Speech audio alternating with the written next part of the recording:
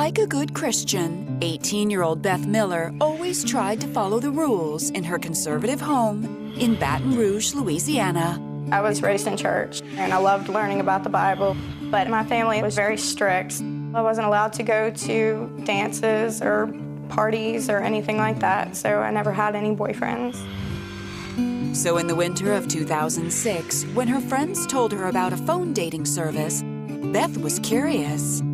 It was like a phone chat line. You would hear a little profile about the person, hear things that they like. I didn't know what I wanted, but I think I was really hoping to find love. And when Beth connected with the profile of 21-year-old Adam Carrier, she was immediately intrigued. We both had a passion for music, and that's something that really drew me to him. So we gave each other our phone numbers. Before she knew it, the two were talking regularly, and Beth was thrilled to learn they had a ton in common. He told me that his family was very religious, and they had a lot of the same morals and standards that my family did. Yeah, my family took us straight to dinner. It was very nice to be able to connect with somebody that kind of understood where I was coming from. After several weeks of nonstop phone chatter, Beth and Adam were itching to meet in person and set a date for January 15th, 2007. As soon as I met Adam, all of my butterflies completely disappeared. I don't know if it was love at first sight, but I do think there was a very strong attraction. The first time we ever met Adam, he seemed likable enough, but it was too soon to tell. I did not want her to rush things, but you can't tell Beth what to do. We drove to a park and spent some time there and just got to know each other. We really liked each other in person. We just had that connection. Adam and Beth's date soon became a regular routine. But when her parents cautioned her to take it slow, Beth, a typical teen, decided to do the opposite. I spent a lot of time in his apartment, so we decided to move in together pretty quickly. I was in that rebellious stage where I really didn't care what they thought because I loved him and I wanted to be with Adam. As the two settled in together, Adam worked some short-term jobs to keep them afloat. I didn't have a driver's license, but Adam was working steady and we were able to make ends meet. However, Adam revealed that he had loftier career aspirations. He really loved firefighters. When Adam talked about firefighting, he would be very excited. I want to be a firefighter so bad. You could see it in his face that he just loved the whole idea of it. Beth was proud of her boyfriend and excited about their future. They even got a dog to round out their new family. I loved having a dog. I would help him take care of it. We enjoyed going for walks and just playing together. So Beth was surprised one day in April when Adam wanted to walk the dog alone. I asked him if I could go with him, but he said he wanted to spend some time alone and just get some fresh air. So we argued about it for a few minutes, but I let him go.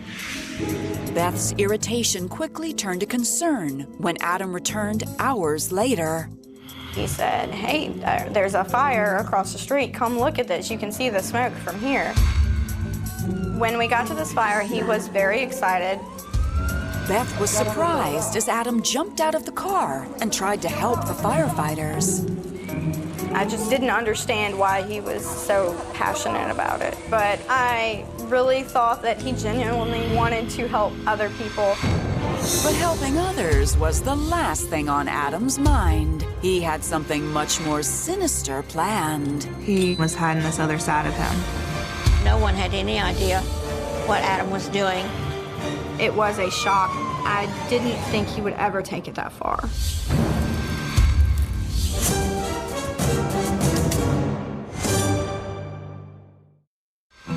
In the spring of 2007, Beth Miller was playing house with her new boyfriend, Adam Carrier. I loved living with Adam. I had never met anybody in my life that I connected with the way that I did with him. While life in the love nest was peaceful, Beth couldn't ignore her parents' disdain. Beth was raised in a Christian home, but in our way of thinking, living together outside the bonds of marriage is a sin against God. So to us, the only option was to get married. I didn't feel like I would ever find anyone else like him. So after 5 months together, Beth couldn't have been happier as she walked down the aisle toward her true love. We got married at the church that I grew up in, and my mother made my wedding dress. You could just really see that Adam was happy. I was very shocked that she was getting married because it was sudden, but they definitely looked very, very happy and just excited. But just a few months after the wedding, Beth was learning that real marriages had their challenges. Adam had trouble keeping a job, and we weren't able to pay the bills or make ends meet, and it was very stressful, and it made it hard for us to get along. Get off my back, okay? Although there was one job that still excited Adam. He never lost the dream of wanting to be a firefighter. If we were driving down the road and he would see a fire truck, he would just stop whatever we were doing and turn around and follow it. With Beth's encouragement, Adam decided to apply at a local volunteer fire department. But when he learned about the extensive testing the job required, his enthusiasm waned. Adam had a lot of trouble when he was in school, and I think maybe he was nervous. He didn't think that he would pass. Still, the couple's main priority was paid employment in any form. So in the spring of 2008, Beth was relieved when Adam said he'd found a job at a farm equipment store. I decided to surprise him, so I called my mother up and asked her to bring me by his work so that I could bring him some lunch. And I went inside and I asked for Adam. A manager came out and they told me he didn't work there. And said that no one had even applied there by that name. I was very embarrassed. My first thought automatically was he was doing something he shouldn't be doing. I thought maybe he was cheating. That evening, Beth confronted Adam. He came home like it was a regular work day. Where were you today? I must have been at lunch. I don't know. I let him know that I knew he hadn't been at work. You were not there. I think you're blowing this way out of proportion. He implied that he had just lost the job, so I let the subject go. I felt like, based on the way we were raised, we should be doing everything that we can to make our marriage work. So for the next year, Beth kept her head down as Adam continued to work odd jobs. Something would happen and he would quit or he would get fired. Every time he blamed it on someone else. Nothing was ever his fault. And in April 2009, Beth couldn't take it anymore. With only one car between them and no driver's license, she landed the only job she could within walking distance. I was just waiting tables in a pizza place, but it was a lot better financially, and we were able to take care of ourselves better. Beth hoped their marriage would soon get back on track. But that hope would be short-lived when Beth discovered a fiery side to her husband that she never saw coming. It never entered my mind that he could be capable of doing that. Adam was like two different people. I never dreamed that Adam could be capable of this kind of violence.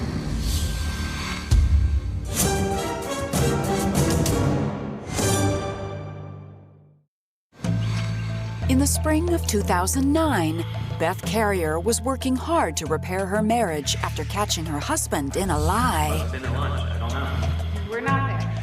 Knowing that he lied to me about something important, like a job, That made me question everything else. It made me wonder if he had lied to me about other more important things.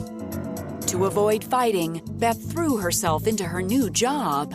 But one day that summer, she noticed her husband was blowing off steam in an entirely different way. Adam liked to burn things in a barrel.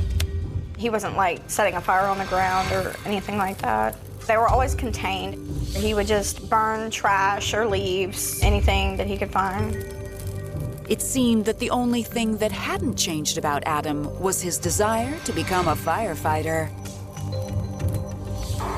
He bought a police scanner and he would just listen to it so that he would know when there were fires. I felt like it was just a toy.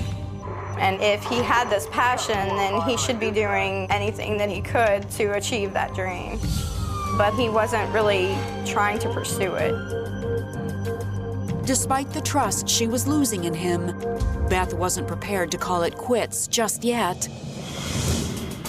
Until one night in September of 2009, when everything changed.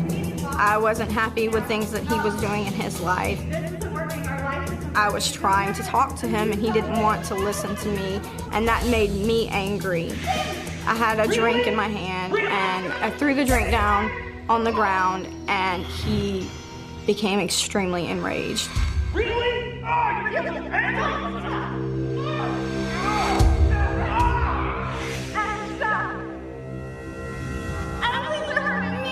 And I was very afraid. I knew then that I had to do whatever I could to get his hands off of me. So I dug my fingernails into his arm,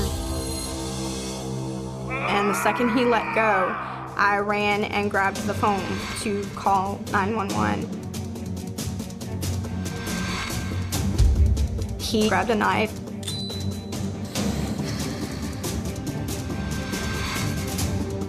and cut the cord on the phone. Part of me believed that he didn't want to hurt me, but at the same time, I was terrified. Suddenly, Adam took off. I walked over to my parents' house. They knew right away that something was wrong. My mom proceeded to call the police, and they came and filed a report. It was overwhelming because I didn't think that things would ever escalate this far. Luckily, Beth's physical injuries were minor, except for her broken heart. I had felt like I was tired of trying. I knew that by this time I had done everything that I could in this relationship, that I had kept my vows, I had stayed faithful, I had done everything that I could, and I just couldn't make it work. After 2 years of marriage, Beth decided not to press charges for the attack, but instead planned to file for divorce. We spoke on the phone a few times, and he apologized, but I knew that filing for a divorce was the right thing to do. When Beth realized her marriage was ending, she was very sad. It definitely tried, it just didn't work out. He wasn't her Prince Charming. Over the next year, Beth tried to put her life with Adam behind her, even getting her driver's license and buying her first car. But in January of 2010, Adam found a way to creep back in. I was at work, and one of my friends texted me, and she had been watching the news and saw his name. She sent me a link to the news channel's page. Beth casually clicked on the link, and what she saw next would send her mind reeling.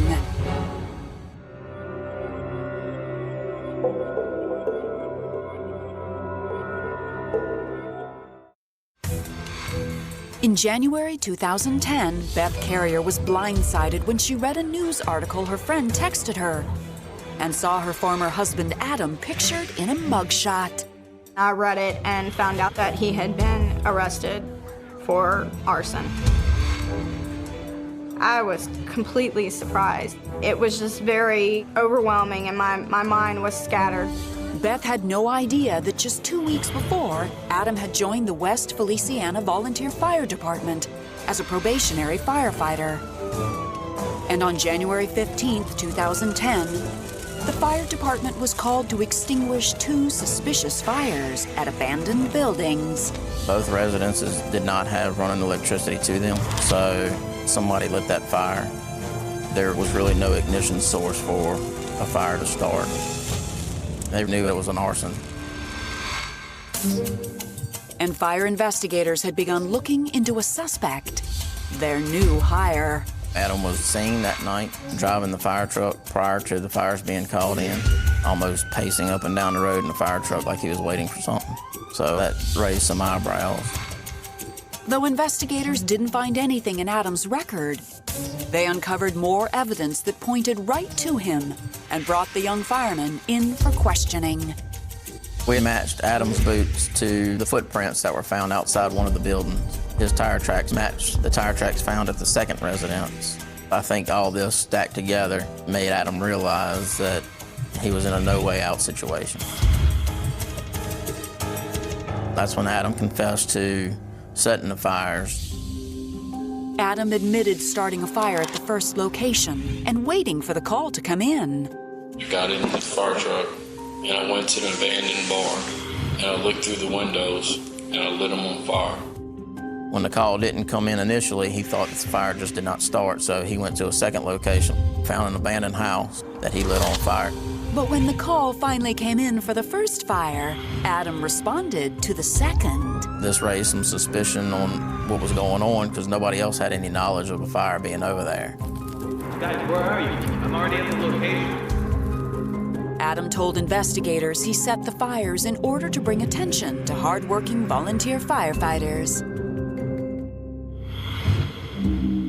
It just didn't make a whole lot of sense to me. Not only are you damaging someone's property, but you're also putting your other firefighters at risk. Suddenly, Adam mentioned a few other fires. It really got the interest of the fire marshal's investigator, and it made us question how long had he been doing this. Adam ultimately confessed to setting 8 additional fires in the surrounding areas over the last 3 years. I was shocked to learn that one of our volunteer firefighters was a serial arsonist. A serial arsonist could have any one of a few motives. Maybe it's to cover up a crime, maybe it's for insurance, or they just like to watch things burn and like the power it gives them. I believe he had some self-esteem issues. He needed the pat on the back. And they refer to it the hero complex.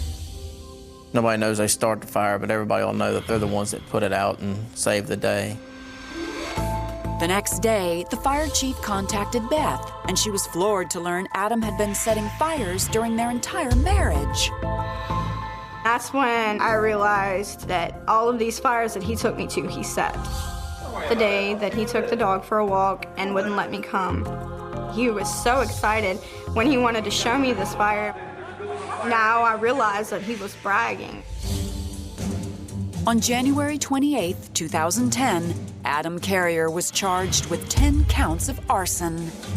Though no one had been injured, Adam caused over $300,000 in damages, and all signs seemed to point towards an escalation. I think if Adam would have been able to continue, there's really no telling how it would have ended up. It may have resulted in injury for someone in a home or a firefighter. On April 28, 2011, Adam Carrier accepted a plea deal, copping to just 2 of the 10 fires, both in West Feliciana. He was sentenced to 11 years in prison. I think Adam is wounded and he's damaged, but I know that at some time he had good intentions. He just got lost.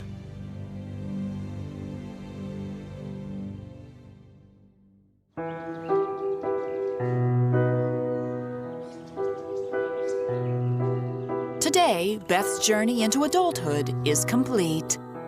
I still work for the same company. I've moved up and into a management position, so I feel like I've achieved a lot more on my own than I ever could have achieved with Adam. Beth definitely changed because of this experience. She's more independent. She has her life together now. I'm at a place in my life where I'm comfortable being alone. And if I don't find someone else that I trust and I love, I'll be okay because I can take care of myself now.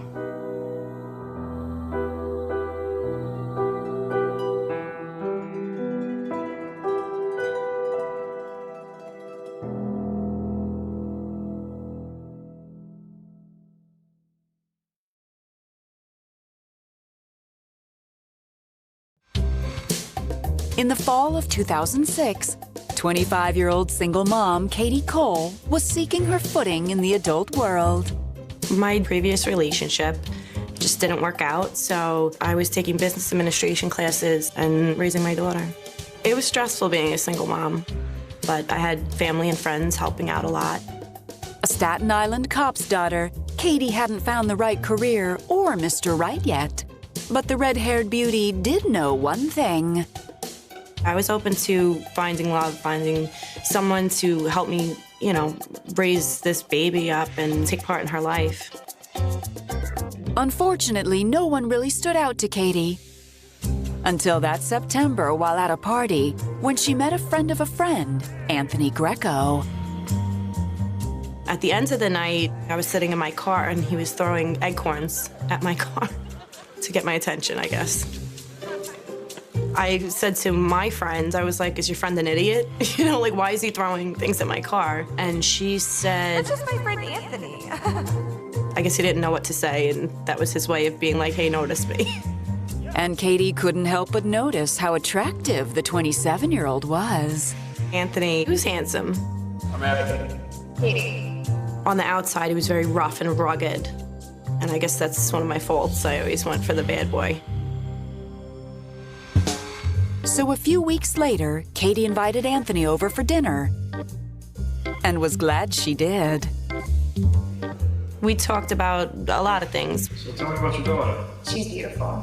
He did mention he wanted kids one day. Really? I really can't wait to have my own. He was a foreman. His future goals were to open his own contracting company. I found Anthony's ambition and his drive to be attractive.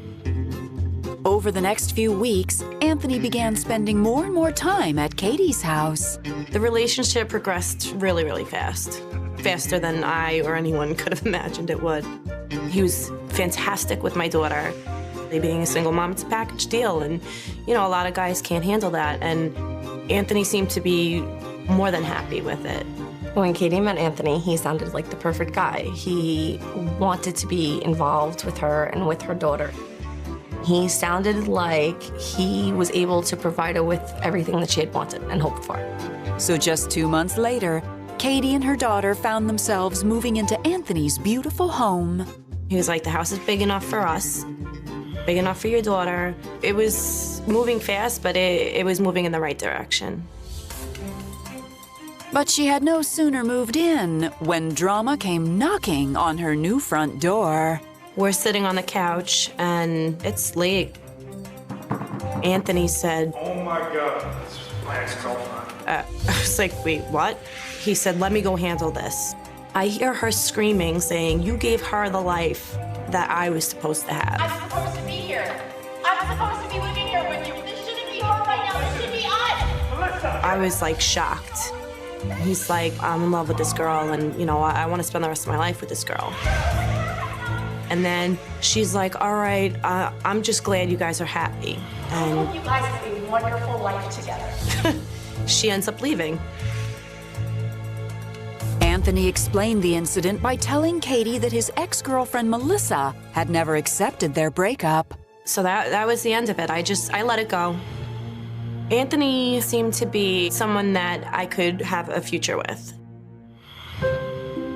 So that Christmas Eve, Katie was thrilled when Anthony popped the question. I was a little surprised that he had proposed so soon, but I was happy that my granddaughter had a father figure in her life. 2 months later, Katie and Anthony said their vows in an intimate ceremony at a gorgeous lakeside club. It was beautiful. It was absolutely beautiful. I kind of felt like, wow, I can't believe I'm actually getting the fairy tale ending. But it wouldn't take long for Katie's fairy tale to turn into a nightmare when her husband hatched a sinister plot that would destroy her family forever. I never saw this coming. The lengths he went to were unbelievable. I started crying and screaming, just tell me the truth.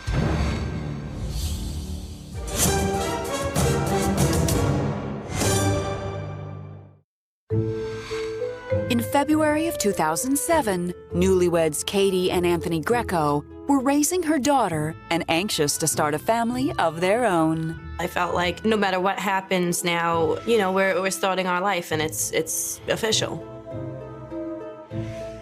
As one of her new wifely duties, Katie decided to take over the finances and soon discovered something odd. Anthony did not know how to pay his bills. He didn't have a bank account. The money was not enough to cover all of the bills. I mean, the mortgage was out of control high. But Anthony reassured his bride. Don't even worry. He told Katie he recently filed a lawsuit against the builder of his house and was expecting $1 million payday. We get about $1 million. A lawsuit. Anthony was confident that the money from the lawsuit would solve all the problems financially that we were having. Trust me, I'll rob a bank for this family if I had to. And I'm like, all right, okay. So when Katie learned she was pregnant that May, she had every expectation that Anthony would be a provider for their family. He always said, I want to make sure that my kids have everything I didn't have when I was growing up, and they never know the struggles that I knew. But 4 months into her pregnancy, her husband was still struggling to make ends meet. So the two felt they had no choice but to foreclose on the house and move in with Katie's parents. I was very excited when they moved home. I wanted them to be secure. I didn't want them to worry. A lot of people, small house, but we made it work. Once their son was born in February 2008, Katie's hopes were bolstered by Anthony's ability as a loving father. Still, money was tight, so when Anthony suggested they move to Florida, where he was raised, Katie thought the move might be just what they needed. He thought that it would be easier to get a job out there. It's a good place to raise kids, and I thought it would be ideal, that maybe we needed a fresh start. So that spring, Anthony's family helped the couple rent an apartment in Tampa, and Anthony accepted a low-paying job as a security guard. I think Anthony wanted to be the breadwinner and provider, but the money was still not enough to cover all of the bills. He kept thinking that this lawsuit's gonna come and save the day. And I found out I was pregnant again. At first, I was just scared. He still wasn't able to support us, and I'm home with 2 kids. It was a sticky situation. To add to her frustration, Katie couldn't help but notice something different about her husband in Florida. He became more secretive. He began taking long walks at night without me. He was changed. One morning, kids were still sleeping. Anthony decided he's gonna go to the gym, and he left his phone on the table. So I looked through his phone, and I found a phone number that wasn't saved for a New York cell phone. Katie was shaken when she recognized the voice that answered as Melissa. I was shocked. I was like, are you kidding me? This is unbelievable. She said that he was telling her, I always loved you, I always wanted to be with you. The only reason I'm with her now is because I have children with her. And I'm like, oh my God, this is not happening right now. Katie confronted Anthony the moment he stepped foot in the door. I saw the number on the phone. Yeah, I talked to her. Katie, I don't know what the hell you're talking about. She's been calling me. I knew he was lying, but I had nobody in Florida, and I was isolated from everything. I was desperate to come home, be back in Staten Island. I told him, you're either with me or you're not, and he decided that he would rather have his family. So I gave him another chance. So that winter, the Grecos all moved back to New York and into Katie's parents' home again. But not even the comforts of home could save Katie when her husband's strange behavior reached a whole new level. I felt like I couldn't protect her or the grandkids. He was really going off the deep end. I was devastated. I never thought I would land in such a nightmare.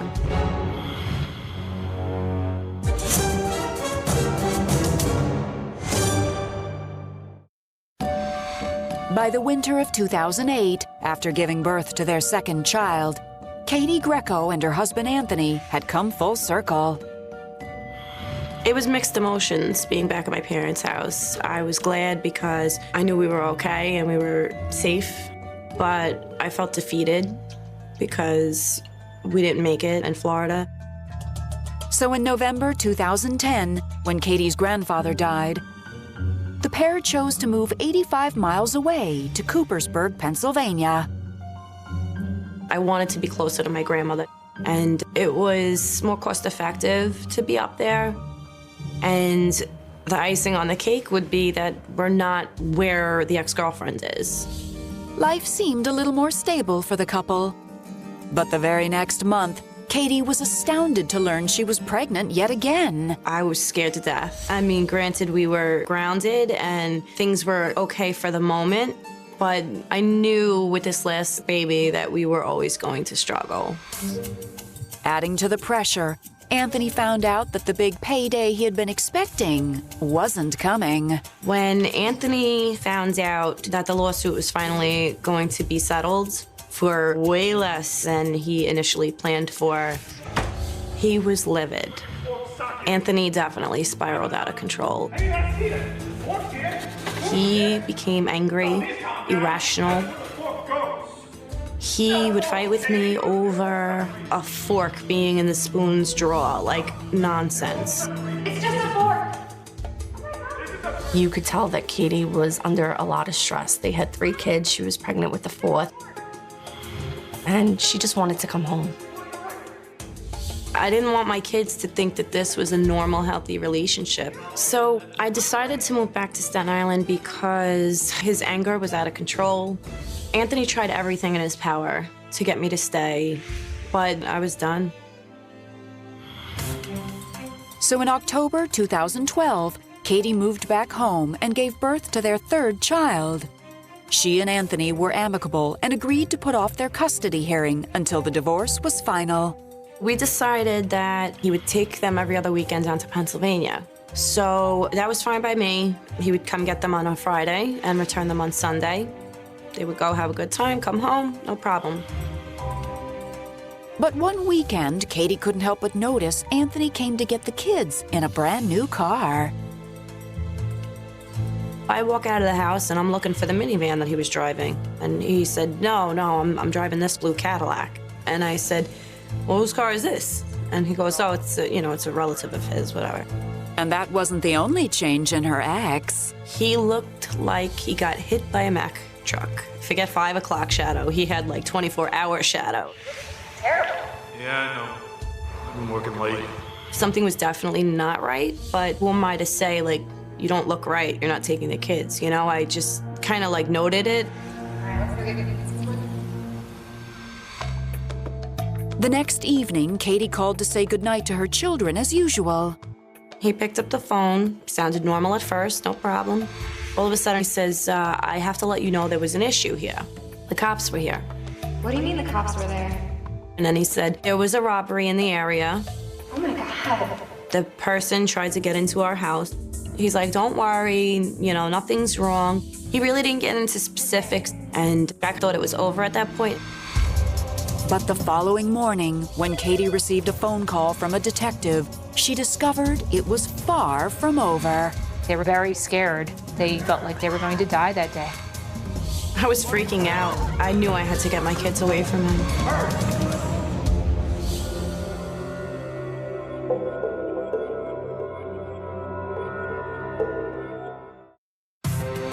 On November 12, 2012, Katie Greco received an early morning wake-up call from a detective in Quakertown, Pennsylvania. I pick up the phone, and the man on the other end says, this is Detective so-and-so, and he proceeds to tell me that there was a bank robbery. Robbery? The bank robbery occurred November 8, 2012 at the TD Bank, which is in Quakertown. The man comes into the bank wearing this ridiculous ZZ Top beard. He has a gun. He gets the money, runs out the door. Luckily, no one was hurt, and the robber only netted about $650.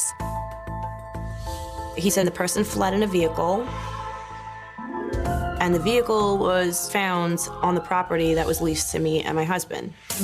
When the detective told Katie the make of the vehicle, she sat in utter shock. What kind of car did you say it was? He said it was a dark colored Cadillac. Does that ring a bell? Now I'm reflecting on all the events of that weekend. The crazy look in his eyes, the way he sounded when I spoke to him on Saturday. I just initially felt like I couldn't be honest. I was like, no, I don't know of a blue Cadillac. Katie could only think about one thing. I text Anthony. I'm freaking out, and I just could not have my kids home soon enough. Once the children were home safely, Katie barraged Anthony with questions. When Anthony dropped the children off, I made sure they were in the house, they were out of earshot. And I told him that the detective called. I said, I know you were driving that car. What's going on? And he's like, it's not my car, okay? It wasn't me. I had nothing to do with it. He assured me that everything was fine, but I knew something wasn't right. Whatever. I'm gonna go see the kids. I thought about him joking about robbing a bank. Trust me, rob a bank is bad. Like, who jokes about that? Katie was determined to get to the bottom of it. And a few weeks later, she got her chance. He had come over, and he was having a visit with the kids, and the kids had gone to bed, and we started drinking wine. And I said, Look, I know what you did. You need to tell me the truth. I deserve to know the truth. You had my kids up there. I trusted you, and I want to know now. And he said, It didn't go as planned. You actually robbed a bank? Katie listened in horror as the father of her children confessed to hatching a plan to rob the bank with a man named Joe Scala. Anthony Greco and Joe Scala were longtime friends. Joseph Scala had a drug problem, and he would pretty much do anything. Anthony got his gullible friend to go along with it to get some money for drugs. But Anthony Greco was the mastermind of this crime. He's like, I was supposed to pump gas. Joe was supposed to go into the bank, do it, take off, and then if the police were following him, I was to cut the police off, causing a crash and a diversion so he could get out of, the area. I was outraged because this meant he brought my kids up there, knowing damn well what he did. So I called the lieutenant, and I said, you wanted to know if I heard anything else? And I said, well, I'm telling you what he told me. Me letting them know that he confessed to me was just icing on the cake. They had all kinds of evidence. Cops were able to look inside the car. They saw gloves, they saw the bag, they saw all the stuff from the bank robbery. Detectives matched the license plate from the Cadillac to Anthony Greco, and the DNA from the items found in the car to Joe Scala. 4 months after the robbery, police arrested them both. I was happy when Anthony was arrested, but I also knew that this was going to put a lot of stress on Katie. And to watch my friend go through all that was very painful.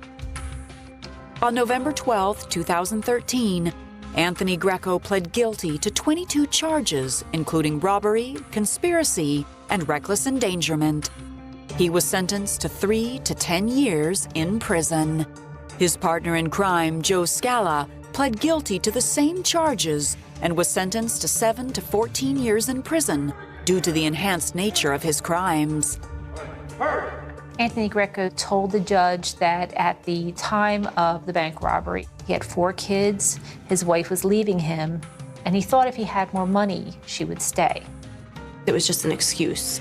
He was so angry and so bitter over not getting this lawsuit money that he felt was his. I think his greed got the better of him.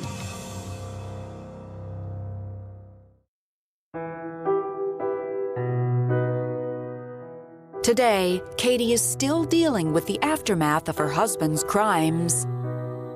It hurts to have to tell my kids. I can handle a lot, but to look at your kids and have to explain things, big people problems to little people, they don't get it. If Katie ever decided to settle down again, that person would have their work cut out for them to prove themselves to be trustworthy. But Katie still hopes that one day Anthony will have a renewed bond with his children. As angry as I am with him, he's still their dad. And I hope that this experience will let him realize that there's more to life than your own selfishness, and your decisions affect everyone around you.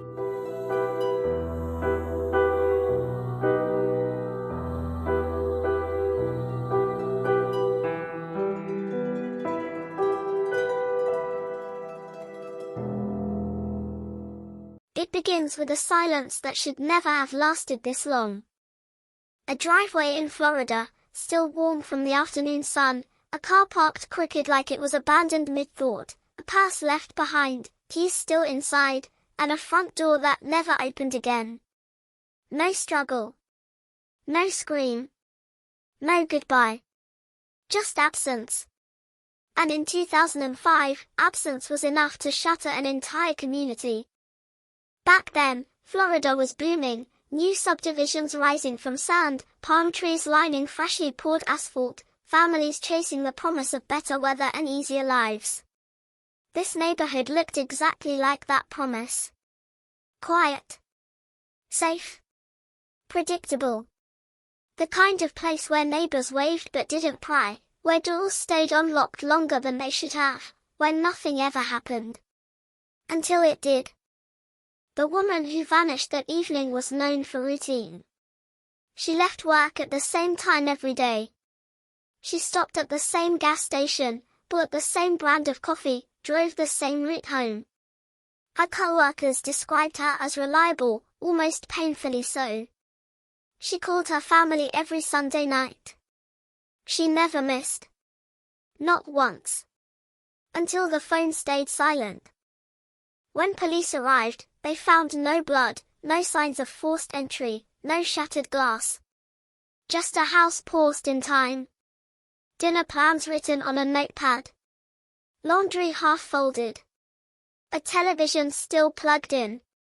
Investigators would later say the scene didn't look like a crime scene, it looked like a life interrupted mid-sentence.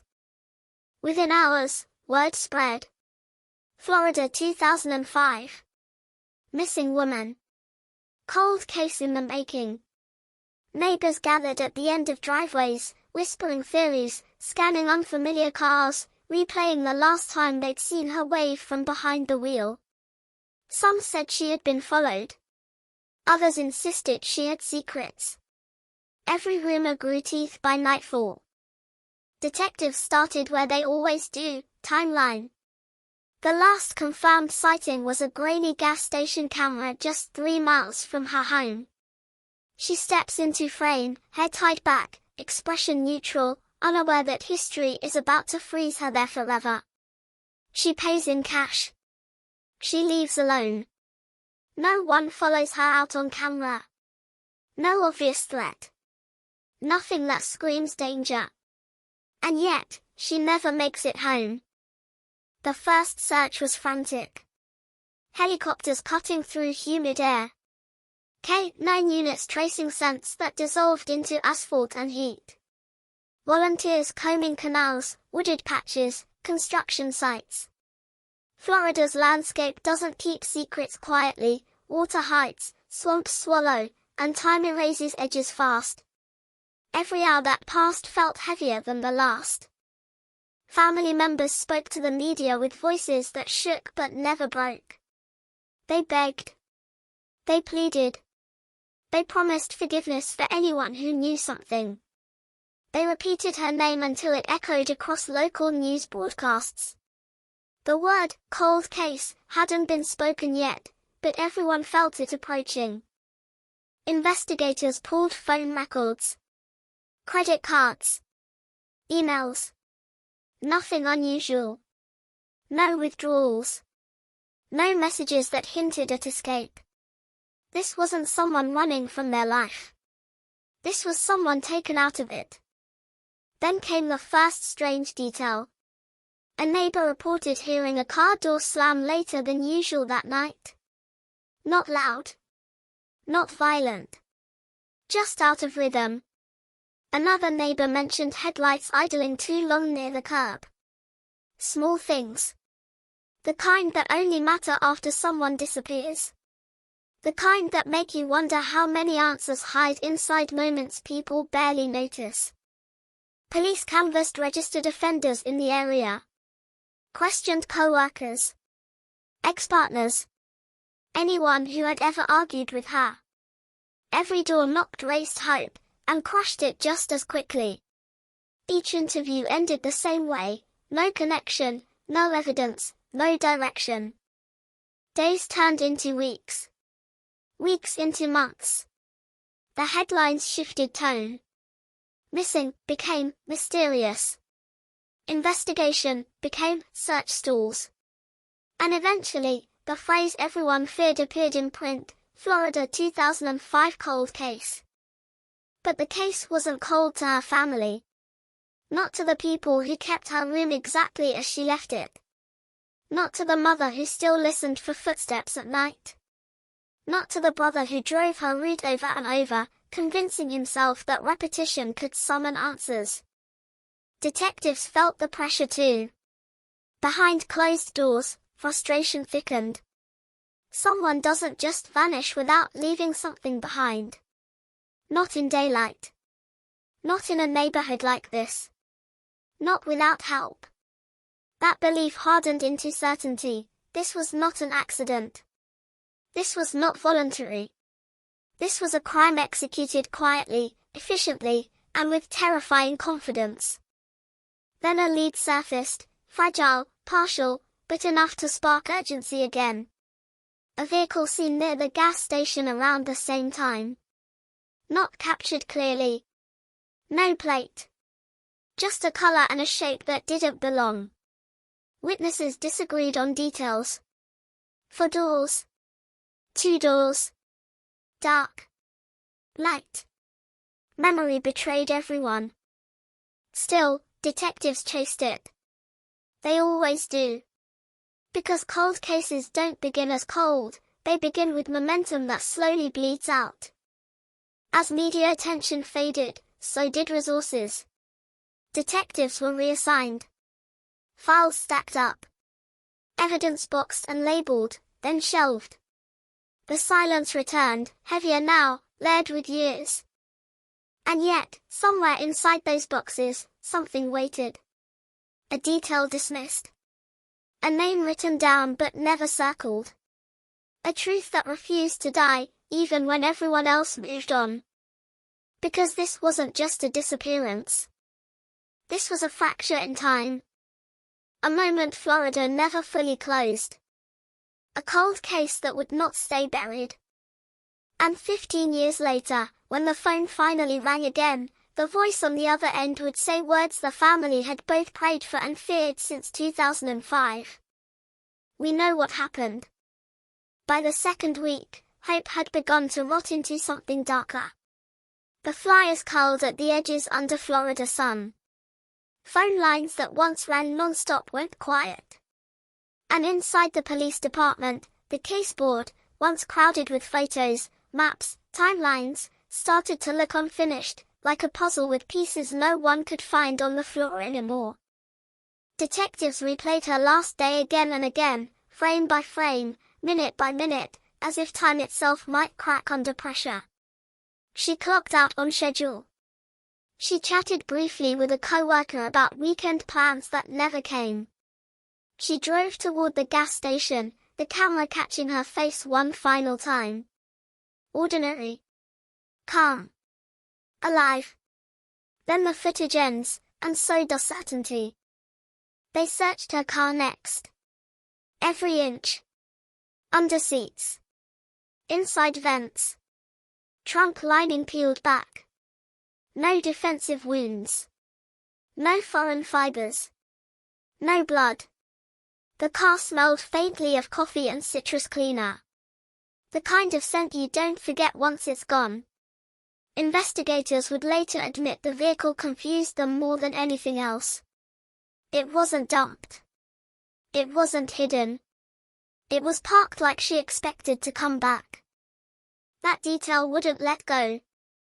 In missing person cases, cars usually tell a story. Panic. Escape. Struggle. But this car told none. It whispered something quieter. Something deliberate. Detectives expanded the perimeter, retraced her usual routes, checked traffic cameras, most of them outdated, low resolution, unreliable. Florida in 2005 wasn't ready for what it needed to see. Too many blind spots. Too much shadow. Then came the first interview that made the room go still. A man from a nearby development came forward claiming he saw her speaking to someone near her driveway that night. Not arguing. Talking. Calm.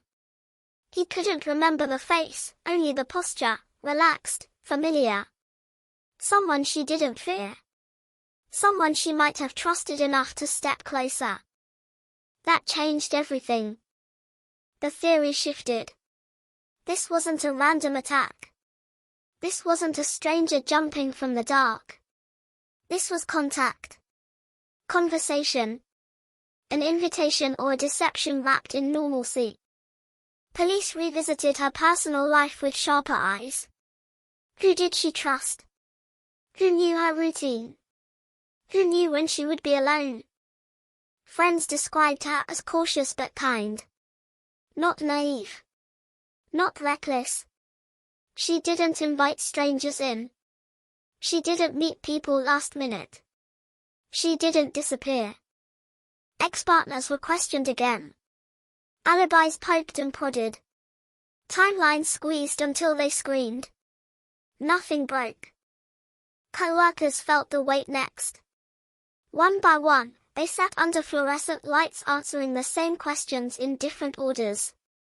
Had she seemed distracted? Had she mentioned anyone new? Had she complained about being watched? The answers blurred together. No, no, no. But then, buried in casual conversation, a name surfaced. Someone she'd mentioned once. Not a friend. Not a boyfriend. Just someone who made her uncomfortable. No report filed. No incident recorded. Just a feeling. Detectives chased it. The man lived less than 10 miles away. He denied knowing her beyond a brief encounter months earlier. Said he barely remembered her face. His story was clean. Too clean. No evidence. No witness. No proof.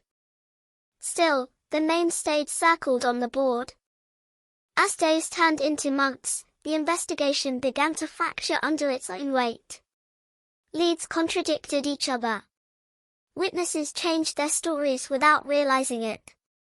Memory bent under stress. Everyone wanted to help, but help came tangled with imagination. Media pressure didn't help. Headlines grew sharper, more speculative. Mysterious disappearance rocks Florida suburb. Cold case fears rising. Each article tightened the noose of expectation around investigators who had nothing solid to hold on to. Behind the scenes, doubts crept in. Had they missed something obvious? A sound. A movement. A camera angle ignored. Detectives revisited the house again, slower this time. Measuring dust patterns. Checking locks. Examining windows that had already been examined twice before. And then they found it. A smudge near the back door. Barely visible. Not blood. Not dirt. A partial print, smeared, incomplete. It could have been old. It could have been nothing. But it hadn't been logged properly the first time. That oversight would haunt the case for years. The print was lifted, labeled, stored. Technology at the time couldn't do much with it. Partial. Degraded. Not enough points. Another unanswered question boxed and shelved. The family watched all of this unfold from the outside, powerless. They learned to read detectives' faces the moment they walked through the door. Hope looked different now. Smaller. More careful. Birthdays passed without candles. Holidays arrived with empty chairs. Her name stayed in the present tense inside that house, even as the world quietly shifted it to past. Eventually, the search teams stopped coming. The news vans disappeared. The calls slowed. And one afternoon, a detective sat across from the family and said the words no one ever accepts the first time. We're not closing the case. But we don't have any new leads. That sentence doesn't end things. It suspends them. The case entered limbo. Not forgotten, but unattended. A cold case, not frozen, but untouched, waiting for something to change. Years moved forward relentlessly. The neighborhood aged. New families moved in, unaware of the driveway's history, of the silence that once lived there. Her parents aged faster. Grief does that. It accelerates time in cruel ways. But inside the evidence room, time stood still. Boxes labeled with her name gathered dust. A grainy gas station tape slowly degraded. The partial print waited for a future that hadn't arrived yet. And then, long after most people stopped asking questions, technology did what time could not. Because cold cases don't always reopen with noise. Sometimes they reopen with a quiet update. A database expansion. A technician rerunning old evidence on a machine that didn't exist in 2005. One afternoon, a forensic analyst pulled the partial print from storage. Not because of a hunch. Not because of a tip. Because the system had changed. And when the computer finally responded, it didn't give a full answer. It gave a possibility. A match percentage. Low. Inconclusive. But enough to wake a sleeping file. Enough to bring Florida 2005 back into the light. Enough to make detectives wonder whether the truth had been sitting in a box all along, waiting for someone patient enough to ask again. And this time, they would not stop. The system didn't announce the possibility with drama. No alarm. No flashing screen. Just a line of data that refused to stay ignored. A partial fingerprint, once dismissed as unusable, now hovered in a grey zone between coincidence and connection. Not enough to accuse. Too much to forget. Detectives stared at the result longer than they should have. This was how cold cases reopened, not with certainty, but with discomfort. With that crawling feeling that something old had just shifted. The name attached to the partial match wasn't new. That's what made the room go quiet. It was the same name once circled on the board. The man she'd mentioned casually. The one who made her uncomfortable. The one whose alibi had been clean enough to survive the first wave of scrutiny. Back then, there was nothing to hold him. Now, there was something. Fragile. Incomplete. Dangerous in its implications.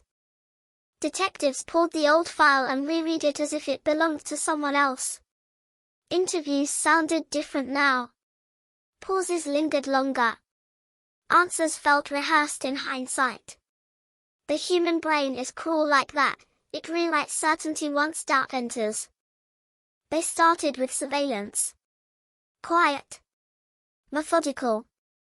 This wasn't a rush. This was patience sharpened by years of regret. The man had aged. People always do. But routines rarely change. Same neighborhood. Same habits. Same confidence that comes from believing the past stayed buried. Investigators tracked movements, financial records, old phone logs reprocessed with modern tools. Patterns emerged where none had existed before. Calls that once looked meaningless now lined up with her schedule. Proximity replaced coincidence. Still, it wasn't enough. Cold cases don't collapse under pressure, they resist it. They demand precision. And this one was no exception. Detectives went back to the gas station footage, enhancing frames with software that didn't exist in 2005. Pixels sharpened. Shadows lifted. The background, once irrelevant, gained importance. A vehicle appeared in reflection. Not clear. Not conclusive. But familiar enough to raise heart rates. The same model. The same color range witnesses couldn't agree on years earlier. Memory, it turned out, hadn't failed them entirely. Police re-interviewed old witnesses, carefully, gently, knowing time distorts truth. One neighbor hesitated, then admitted something they hadn't said before. Fear. They'd been afraid back then. Afraid of being wrong. Afraid of retaliation. Afraid of inserting themselves into something darker than they understood. They remembered the man now. Standing too close. Leaning in. Blocking her path just enough to force conversation. Not aggressive. Not kind. Insistent. That detail mattered. Because force doesn't always look violent. Sometimes it looks like pressure. Like familiarity weaponized. Like knowing exactly how close you can stand before someone feels trapped. Investigators confronted the man again. 15 years later, under brighter lights, with sharper questions. He smiled less this time. His answers slowed. Timelines wavered. Small contradictions surfaced, not lies big enough to prove guilt, but cracks wide enough to slip truth through. He denied everything. Again. But denial doesn't erase data. It doesn't silence patterns. And it doesn't explain why a partial print, his print, was near the back door of a woman who vanished without explanation. The case escalated quietly. Prosecutors were consulted. Evidence was weighed. Risks calculated. No one wanted to move too fast. Cold cases die when haste replaces discipline. Then something unexpected happened. A tip came in, not new, but delayed. A former acquaintance of the man reached out after seeing an updated news segment. Their voice shook. They said they'd carried something for years. A story they'd convinced themselves wasn't important. A night where the man returned home late. Agitated. With scratches on his arm and dirt under his nails. He claimed a fight. A misunderstanding. They didn't ask questions. Now they wished they had. Investigators listened without interruption. They'd learned long ago that truth often arrives out of order. Search warrants followed. Property examined. Old tools seized. Soil samples collected. Florida's earth doesn't give up secrets easily, but it remembers. Forensics worked quietly, methodically, aware that every test carried weight, not just legal, but emotional. Because reopening a cold case reopens wounds. And this family had been bleeding silently for 15 years. Detectives prepared themselves for the call they'd have to make if things went wrong. The apology. The explanation. The reminder that close doesn't mean solved. But then, buried beneath years of accumulation, something surfaced. Not a body. Not yet. A personal item. Damaged. Faded. Identifiable. The room went still again. This wasn't coincidence anymore. This was gravity. The kind that pulls truth upward no matter how deeply it's buried. And as evidence stacked quietly behind the scenes, one realization settled over the investigation like a shadow. The disappearance in Florida in 2005 had never been random. It had never been impulsive. It had been waiting. Waiting for technology. Waiting for courage. Waiting for time to stop protecting the wrong person. And now, the case was no longer cold. It was awake. The item didn't look dramatic when it was lifted into the light. No blood-soaked fabric. No unmistakable horror. Just something ordinary, worn thin by years of handling, damaged by weather and time. But ordinary objects become devastating when they surface from places they were never meant to be. Investigators didn't speak at first. They didn't need to. Everyone in the room understood what this meant. An absence had finally produced a physical echo. Proof that the disappearance wasn't just a story passed down through headlines and memory. Proof that the night in 2005 had left something behind. Forensics took over with ritualistic precision. Gloves. Bags. Labels. Photographs taken from every angle. Chain of custody documented with care that bordered on reverence. Cold cases teach patience, and patience teaches restraint. No celebrations. No assumptions. Just work. The item was consistent with what she carried daily. Family members had described it years earlier in interviews, their words recorded and forgotten by most, but not by the file. The description matched. The wear patterns matched.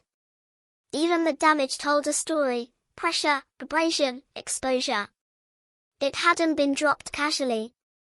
It had been discarded.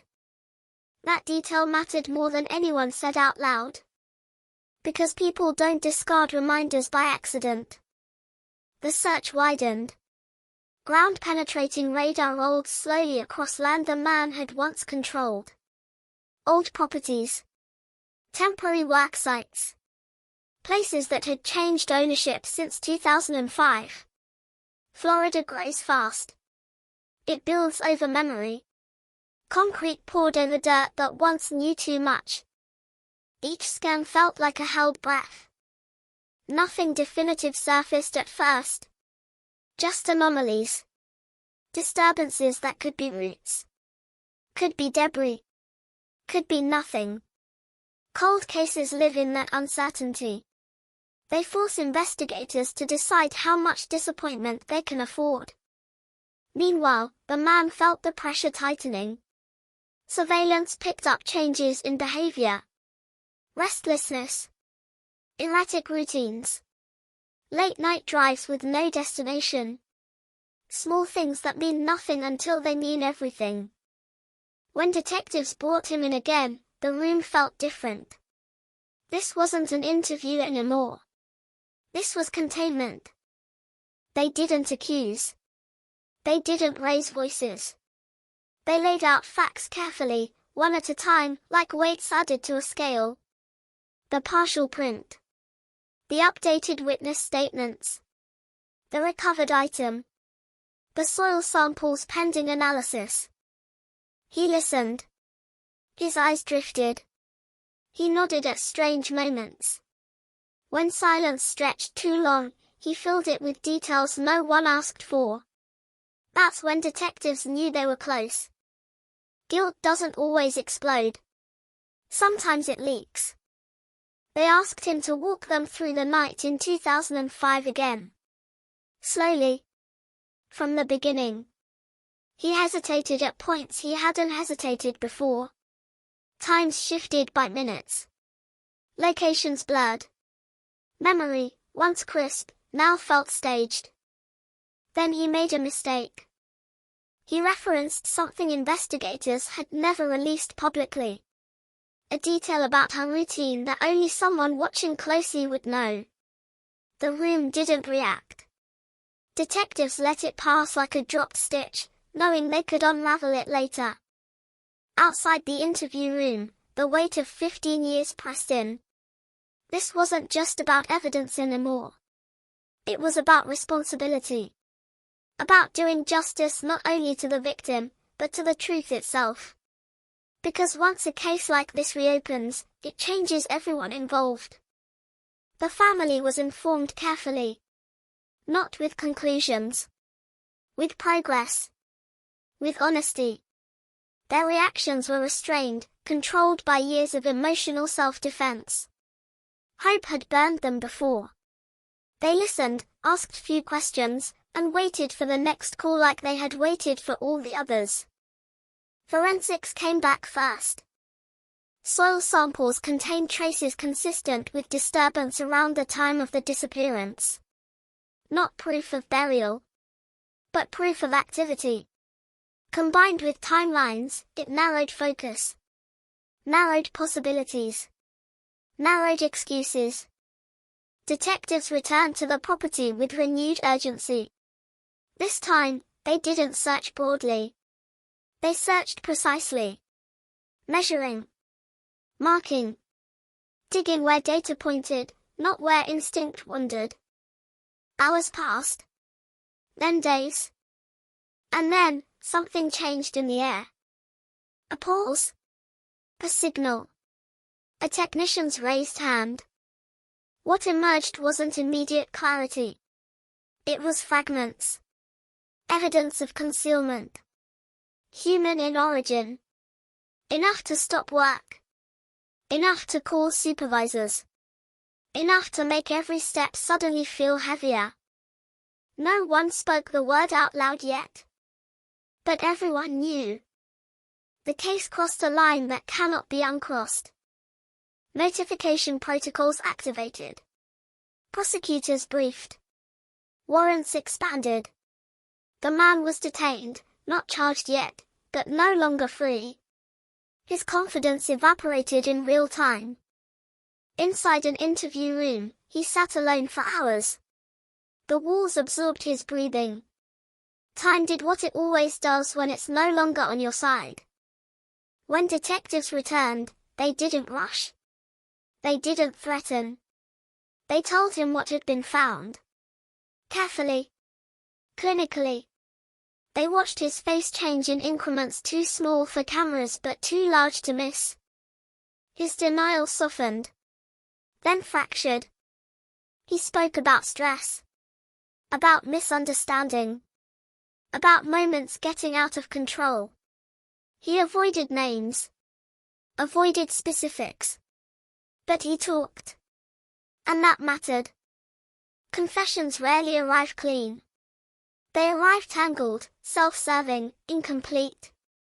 But even fragments can illuminate truth. He described contact. Conversation.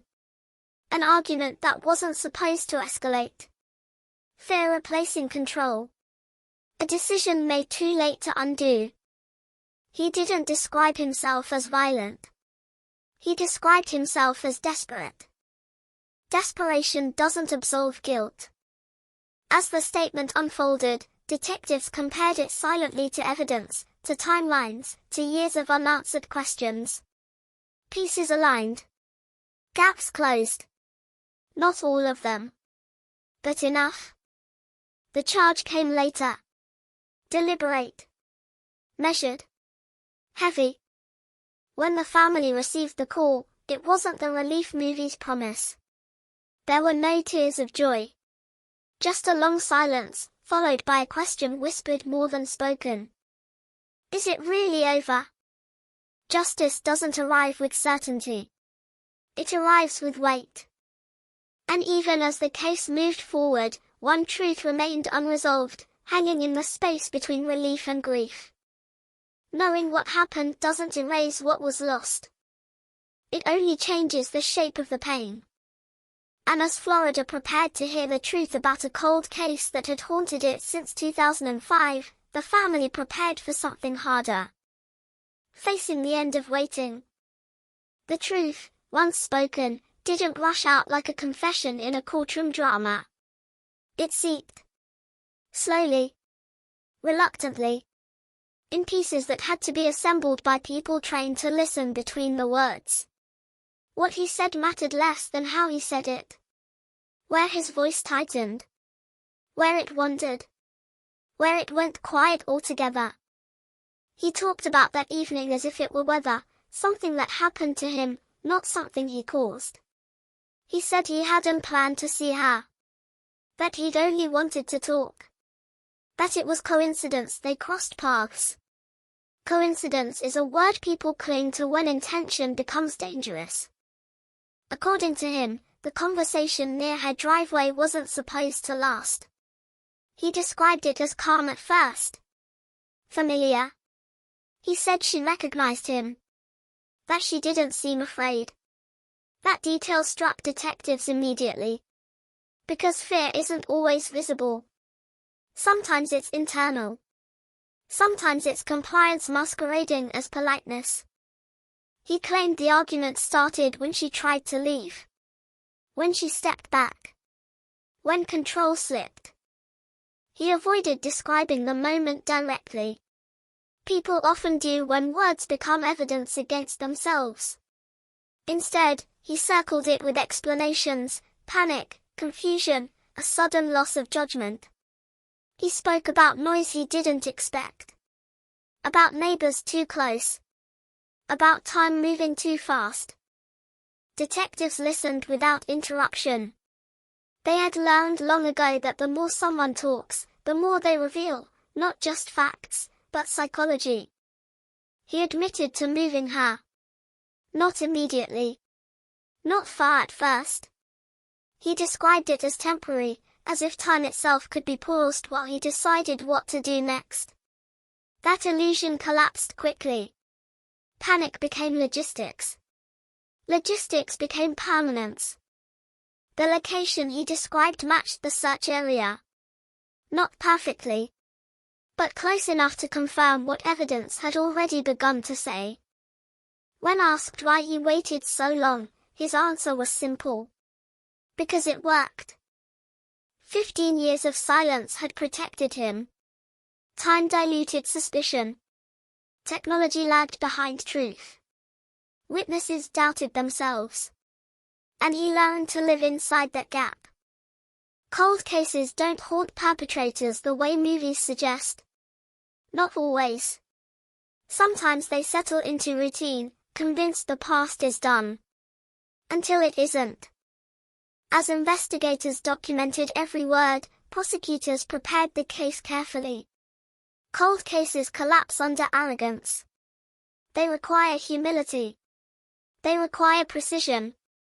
Every statement had to align with physical evidence. Every timeline had to survive scrutiny. Forensics continued working in parallel. What had been recovered was enough to confirm identity, enough to end uncertainty, but not enough to restore what had been taken. Families don't get closure. They get confirmation. The difference is brutal. When the family was finally told everything investigators could legally share, they sat in silence that felt familiar now. This wasn't the silence of not knowing. This was heavier. Denser. The kind that presses against your chest. They asked about her last moments. Detectives answered carefully. Truth without cruelty. Accuracy without detail meant to satisfy curiosity. Some questions went unanswered, not because investigators didn't know, but because knowing wouldn't heal anything. Grief shifted shape. For years, hope had been suspended, painful, exhausting, but alive. Now hope collapsed inward, becoming something quieter. Acceptance, maybe. Or the beginning of it. The community reacted differently. News outlets resurrected old headlines with new endings. Florida 2005 cold case solved. Suspect arrested after 15 years. Family finally hears the truth. Words like, finally, carried weight no one could measure. Some neighbors felt relief. Others felt guilt. They remembered small moments, sounds ignored, assumptions made, discomfort dismissed. Cold cases expose collective blind spots. The man's arrest rippled outward. People re-examined their memories of him. Some felt betrayed. Others admitted they were not surprised. Hindsight rearranges reality with cruel efficiency. As the case moved toward court, the defense prepared its narrative. Stress. No intent. A tragic mistake. Cold cases don't remove accountability. They complicate it. Time blurs motive but sharpens consequence. The prosecution focused on one thing: continuity. From the moment she disappeared to the moment evidence resurfaced, the story held. The gaps weren't contradictions, they were absences caused by time and technology, not innocence. Every recovered detail became sacred. Every witness statement was handled with care. This wasn't just about winning a case. It was about honoring 15 years of waiting. And yet, even as the legal process moved forward, something lingered unresolved. Because solving a cold case doesn't end its echo. The family still drove past places she once loved. Still reached for phones on Sundays. Still caught themselves thinking in present tense. The truth hadn't changed that. It had only removed doubt. And doubt, for all its cruelty, had kept something alive. Now there was certainty. Heavy. Unmovable. Final. As Florida watched the case unfold, many believed the story was nearing its end. But cold cases don't end when arrests are made. They end slowly, in private moments, far from cameras and courtrooms. They end when families learn how to carry truth without letting it crush them. And as the trial approached, the family prepared to hear the story again, this time spoken aloud, dissected, challenged, and recorded forever. Because justice doesn't whisper. It testifies. The courtroom didn't feel like resolution. It felt like exposure. Light poured in through tall windows, illuminating faces that had learned to live in shadow for 15 years. Wood polished by decades of other people's grief-absorbed footsteps as if it had heard all this before. Justice has a sound, and it is quieter than anyone expects. The defendant entered without spectacle. No shackles on camera. No dramatic glances. Just a man carrying the weight of a story that no longer belonged to him. He avoided the gallery, avoided the family, avoided the past. Avoidance had worked for a long time. It would not work here. Prosecutors began where the case had always begun, with absence. They described the driveway, the parked car, the purse left behind, the routine broken without warning. They spoke in clean lines, careful not to oversell. Cold cases don't need embellishment. They have gravity all their own. Jurors leaned forward as timelines unfolded. 2005, Florida heat. A woman who vanished between one ordinary stop and the next. A search that burned bright, then faded. Evidence boxed and shelved. Years passing not because no one cared, but because the tools were not yet sharp enough to cut through silence. Then they showed the gas station footage. Again. Enhanced now. Slowed. The final verified image of her alive. Prosecutors let it play without commentary. The room held its breath. Everyone understood the cruelty of seeing someone alive when you know what waits beyond the frame. The defense objected. Relevance. Prejudice. The judge overruled. Because relevance is everything when time is the adversary. Witnesses followed. Neighbors who spoke of sounds out of rhythm. A conversation remembered too late. A man standing too close. Not violent. Not kind. Insistent. Their voices wavered under cross-examination. Memory is fragile after 15 years. The defense pressed that fragility hard. Prosecutors didn't flinch. They weren't selling perfect recollection. They were showing consistency. Patterns that survived erosion. The same vehicle description. The same posture. The same discomfort.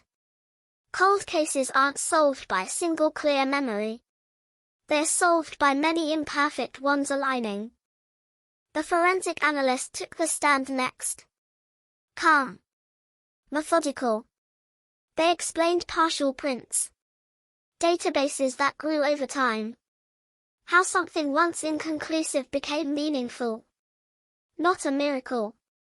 Not a guess. A process. Science catching up to truth. The defense tried to blur it. Percentages. Margins. Error rates. The analyst answered without defensiveness. Because doubt is expected. Because precision doesn't shout. Then came the recovered item. Sealed. Photographed. Identified. The family did not look at it. They didn't need to. They had known its absence for years. Seeing it now would not make it more real. The prosecution never said the word closure. They knew better. When investigators testified, they spoke about patience. About restraint. About revisiting files without assuming guilt. They described the second interview, the shifting timelines, the detail you should not have known. They did not call it a slip. They called it knowledge. The defense offered its narrative. Stress. Misinterpretation. A tragic accident compounded by panic. They leaned into time, how it corrodes certainty, how it dulls edges, how it creates doubt. They reminded jurors that cold cases are dangerous precisely because time can make anything look suspicious. It was a careful argument. It had to be. But cold cases aren't about time alone. They're about continuity. And continuity is hard to break when evidence keeps agreeing with itself. When the defendant took the stand, the room tightened. He spoke softly. He avoided the word kill. He framed events as a collapse rather than a choice. He said he hadn't meant for any of it to happen. He said he was sorry. Apologies sound different when they arrive 15 years late. Cross-examination was surgical. Prosecutors didn't accuse. They clarified. They asked him to explain movements. To reconcile statements. To define words he had used loosely. His answers thinned. He filled gaps with speculation. He leaned on forgetfulness when memory became inconvenient. Then they asked why he waited. The pause was long enough to matter. He said fear. Fear of consequences. Fear of losing everything. Prosecutors let that answer hang. Because fear explains delay. It does not excuse it. The family listened without expression. Years of restraint had taught them how to be still. Stillness does not mean absence of feeling. It means survival. Closing arguments came without fireworks. The prosecution returned to the beginning. A routine. A driveway. A conversation that became a trap. They reminded jurors that force does not always look violent, that consent does not live inside pressure, that silence is not innocence. The defense asked for doubt. Reasonable doubt. The kind that protects everyone. The kind that must be earned. Deliberations stretched into hours. Then days. Outside, cameras waited. Inside, jurors wrestled with time, memory, science, and responsibility. Cold cases don't ask juries for speed. They ask for courage. The verdict arrived quietly. Guilty. No gasp. No applause. Just a collective release of breath that felt like something loosening after being clenched for years. Sentencing would come later. Words would be spoken. Numbers assigned. None of it would restore what was taken. None of it would make 2005 feel farther away. When the family left the courthouse, reporters asked how they felt. They didn't answer. Feelings were private now. They had learned that truth does not belong to the public once it's delivered. That night, Florida slept differently. Not better. Just differently. A story that had hovered unresolved finally landed. Not softly. Not cleanly. But firmly. Cold cases don't end with verdicts. They end with adjustments. With learning how to live in a world where waiting is over. And as the family turned out lights in a house that had held hope like a fragile object for 15 years, they faced the quiet aftermath no one prepares you for. The moment after justice speaks. The moment when there is nothing left to ask. After the verdict, the noise faded faster than anyone expected. Cameras packed up. Headlines rotated out. The courthouse steps returned to being just steps. Justice, once delivered, does not linger. It moves on, leaving people to live inside what remains. For the family, the days that followed felt unfamiliar in a way grief never had before. For 15 years, every morning had carried a question. Every phone call had carried potential. Now the question was gone. The phone rang less.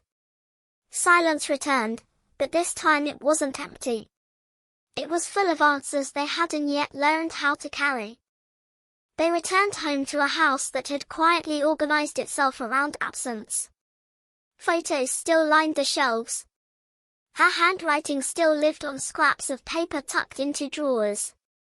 These things hadn't changed when she disappeared, and they didn't change now that the truth had arrived. Objects don't update themselves when reality shifts. Sleep came unevenly. Some nights brought relief. Others brought dreams sharp enough to wake them breathless. Knowing what happened didn't soften the edges. It sharpened them. The mind, now freed from speculation, filled the space with images it had once avoided. Friends tried to help. They said the words people always say when they believe something has ended. At least now you know. At least there's justice. The family nodded, grateful but distant. Knowing is not the same as healing. Justice does not repair what time has eroded. In private moments, they argued quietly with the past. About missed signs. About roads not taken. About how close they had come to answers without realizing it. Cold cases invite this cruelty. They encourage hindsight to masquerade as responsibility. The community adjusted too. Some neighbors revisited memories they'd buried. That sound at night. That car idling too long. That moment of discomfort dismissed as imagination. The solved case didn't accuse them, but it reminded them how easily normalcy can protect harm. Schools mentioned the case in passing. True crime podcasts dissected it with professional detachment. Online forums debated motives and timelines. The family did not participate. They had learned that distance was a form of self-preservation. Sentencing approached quietly. There were no surprises left, only formalities. The defendant spoke again. Apologies were offered, phrased carefully, as if words could still manage damage. The judge listened. The family listened. Listening does not require acceptance. The sentence reflected the weight of time. Years assigned for years stolen. Numbers that looked large on paper and small beside loss. The courtroom absorbed it all without reaction. Justice rarely feels dramatic when it finally arrives. It feels administrative. When it was over, the family declined interviews. They stepped away from microphones and questions and speculation. Closure, if it existed at all, would not be found in public statements. It would be found in small, private recalibrations. They began changing things slowly. A room rearranged. Old routines loosened. Sunday nights felt different now. The call that never came no longer waited in the background. That absence had transformed. It no longer asked for hope. It asked for acknowledgement. Grief evolved. It always does. It stopped being suspended and began moving again, awkwardly, painfully, forward.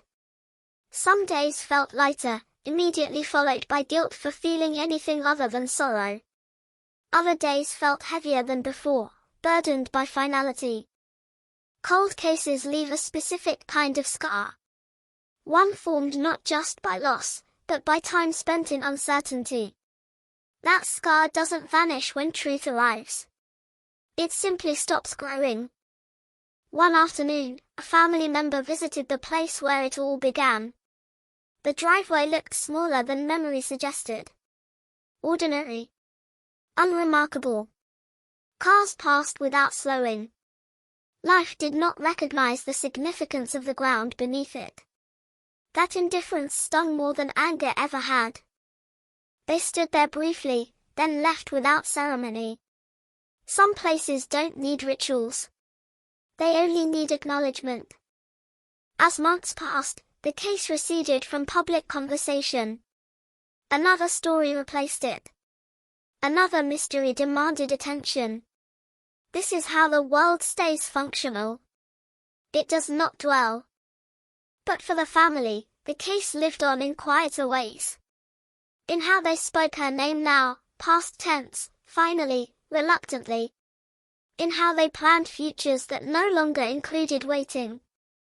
In how they allowed joy to re-enter without apology. Cold cases teach a hard lesson. Resolution is not an ending. It is a transition. From uncertainty to memory. From hope to responsibility. From questions to answers that cannot be unlearned. And yet, something unexpected emerged from that transition. Relief. Not relief from pain, but relief from tension. From the constant readiness for news. From living in parentheses. The truth, heavy as it was, allowed breath to return. Florida moved on. The legal system closed its file. Evidence returned to storage, now labeled, resolved. But resolution did not mean disappearance. The case left behind a quiet warning, etched into institutional memory. Pay attention. Revisit old assumptions. Technology changes, but truth waits. Years from now, another analyst will open another box. Another partial print will find a match. Another family will receive a call they never stopped hoping for. And when that happens, this case will be remembered not just as a disappearance solved, but as a reminder. That time does not erase crime. It only hides it. And sometimes, after years of silence, the past decides it has waited long enough. Long after the courtroom ended and the case number stopped appearing in headlines, its shadow remained.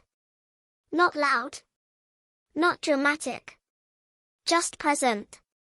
Cold cases don't vanish when they're solved. They linger in the systems that failed them the first time, in the people who learned too late what to notice. Inside the police department, the case became a reference point. Detectives spoke about it in quieter conversations, not as a victory, but as a lesson.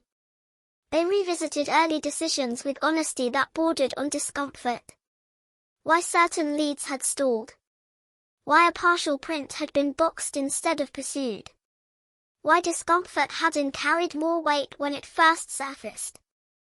No one was blamed. Blame is easy in hindsight. Accountability is harder. Cold cases demand the latter. Training manuals were updated. Procedures adjusted. The idea that nothing happened lost its authority. Absence became evidence in its own right. Silence became something to interrogate, not accept. The family was never part of those discussions. They didn't need to be. Their loss had already taught the lesson more clearly than any memo ever could. In the months that followed, letters arrived. From strangers. From other families. From people still waiting. Some thanked them for speaking when they had the strength. Others asked how they survived the waiting. The family answered only a few. There is no universal advice for grief stretched across decades. They did, however, share one truth when asked. Don't stop asking. Because the most dangerous thing a cold case can become is comfortable. Anniversaries changed tone. The date of her disappearance no longer carried uncertainty. It carried memory. Candles were lit, not reminder of hope, but acknowledgement of life. That shift hurt more than anyone expected. Hope, for all its cruelty, had been active. Memory was still. Some family members found purpose in advocacy. Others withdrew. Grief doesn't follow a single script. It fragments. It negotiates. It surprises. The community absorbed the story slowly. Conversations shifted from shock to reflection. Parents spoke differently to children. Neighbors paid closer attention to routines. That vigilance faded with time, as it always does, but for a while, awareness lived closer to the surface. Cold cases remind people that danger rarely announces itself. It blends. It waits. It stands too close and speaks too calmly. The man serving his sentence disappeared from public conversation. That too was intentional. The family refused to let his name replace hers. They learned that justice includes deciding what deserves attention. In private moments, questions still surfaced. Why her? Why that night? Why that conversation? Some answers existed. Others never would. Closure, they learned, is not a door that closes. It's a room you learn how to live in. One evening, years later, a family member found the old flyers in a box. Corners curled. Ink faded. A face frozen in time. They didn't throw them away. They didn't display them either. Some artifacts belong to history, not to daily life. Technology continued evolving. Databases expanded.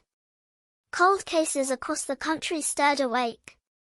Each solved case sent a ripple through communities still waiting. Proof that time can be challenged. Proof that patience can be rewarded, even when the cost is unbearable. Florida 2005 became one of those reference points. A case cited in conferences. A reminder that routine is not safety, that familiarity can be manipulated, that evidence dismissed today may become decisive tomorrow. The family was asked once whether they wished the case had remained unsolved. The question stunned them. They answered honestly. No. Because truth, even when it hurts, is lighter than endless wondering.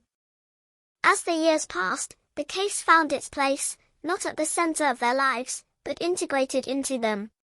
A chapter that did not define everything, but changed everything. Cold cases don't ask to be remembered forever. They ask to be understood. Understood as warnings. Understood as failures. Understood as proof that justice, while slow, is not blind. And somewhere, in evidence rooms across the country, boxes labeled with names and dates wait quietly. Waiting for the moment technology, courage, and persistence align. Waiting for another call to be made. Waiting for another family to hear words that will change their lives forever. We know what happened. Time didn't rush forward after the case faded from public view. It moved in measured steps, the way it always does when grief has learned how to coexist with routine. Mornings came without urgency. Nights arrived without the tension of waiting. Life resumed not because it was easy, but because it was necessary. The family began telling her story differently. Not as a disappearance. Not as a mystery. But as a life interrupted and remembered. The language mattered. Words shape how pain is carried, and for years their vocabulary had been shaped by uncertainty. Now it could change. They spoke of her laugh, her stubbornness, the small habits no investigation ever records, the way she organized cabinets, the way she sang along to the radio slightly off-key. These details had survived the years untouched by the case. They belonged to her, not to the crime. Cold cases have a way of shrinking victims into headlines. Solving them offers a chance to expand them back into people. The family took that chance quietly. They visited places she loved again. Not to mourn, but to remember. The beach where she once walked barefoot at sunset. A cafe she favored for reasons no one else understood. These visits weren't ceremonies. They were negotiations with the past. Sometimes they felt close to her. Sometimes they felt nothing at all. Both were acceptable now. The legal system moved on efficiently. Appeals were filed, reviewed, denied. The sentence held. The paperwork closed. Justice, once delivered, became static. The family didn't follow every update. They didn't need to. The outcome had already done its work. Occasionally, someone would bring up the case, expecting a reaction. Shock. Anger. Gratitude. The family offered none of these on demand. They had learned that grief does not perform well under expectation. They answered questions when it felt right. They declined when it didn't. Boundaries became a form of healing. In law enforcement circles, the case continued to influence practice. Old evidence was revisited. Partial data re-examined. Analysts were encouraged to trust patterns as much as certainty. The idea that nothing came back lost its finality. Cold cases, it turned out, don't need miracles. They need time and refusal. Refusal to accept silence as truth. Refusal to discard discomfort. Refusal to believe that unanswered questions deserve to stay unanswered. The family watched from a distance as other cold cases reopened. Some ended like theirs. Others stalled again. Each one carried its own gravity. Each one asked the same quiet question, how long can truth wait? Years after the verdict, a letter arrived from someone they didn't know. Another family, still searching. They had read about Florida 2005. They asked how to endure the waiting. How to live when every day feels provisional. The response was brief. You endure by living anyway. You don't wait for answers to allow joy. You don't stop asking, but you don't stop breathing either. It wasn't advice. It was survival. The case's anniversary passed without media mention. That felt right. The absence of attention was not erasure. It was respect. Some stories are not meant to be revisited endlessly. Yet, the echo remained in quieter spaces. In how people thought about routine. In how communities understood trust. In how easily familiarity could become access. Cold cases reveal an uncomfortable truth. Danger rarely looks like danger. It looks like someone you recognize. It sounds like a calm voice. It arrives in moments no one thinks to question. Florida 2005 had taught that lesson painfully. As the family aged, new generations learned her name not as a warning, but as a story. A reminder of who they came from. What they lost. What they survived. The house changed hands. The driveway saw new cars. Life led itself over memory, as it always does. But the ground did not forget. It never does. Cold cases don't ask for permanence. They ask for vigilance. And somewhere, late at night, a detective opens an old file. Somewhere, a partial print waits for a system upgrade. Somewhere, a family sleeps with their phone face down, exhausted by hope but unwilling to let it die. This case had reached its end. But the pattern it revealed continued. Truth does not expire. Silence does not equal innocence. Time is not an alibi. And when the past finally speaks, it does so without regard for how long it has been ignored. It speaks because someone listened. The strangest part wasn't the court dates, or the paperwork, or even the verdict that finally nailed the truth to the wall where everyone could see it. The strangest part was the morning after. The morning after, solved. The morning after the word, cold case, stopped being a headline and started being a past tense sentence. Because when you live 15 years inside a question, the answer doesn't feel like an ending. It feels like a new kind of silence, the kind that doesn't ask anything back. The family woke up and realized there was nothing left to search. No more maps taped to kitchen walls. No more numbers scribbled in margins. No more late-night calls that made everyone freeze mid-breath, staring at a glowing screen like it might resurrect a voice. The machinery of waiting, so exhausting, so relentless, had been ripped out overnight, and in the space it left behind, they felt an ache so specific it almost felt wrong to name it. They started noticing the tiny rituals that had built themselves around uncertainty. The way someone always checked the front porch before bed, even though they didn't admit why. The way Sundays carried a heavier air, as if the house itself remembered a call that never came. The way every holiday photo had a gap where a body should have been, a negative space that had become part of the family's composition. Now the truth sat in that gap, heavy and unmoving, and it changed how the past looked when they stared back at it.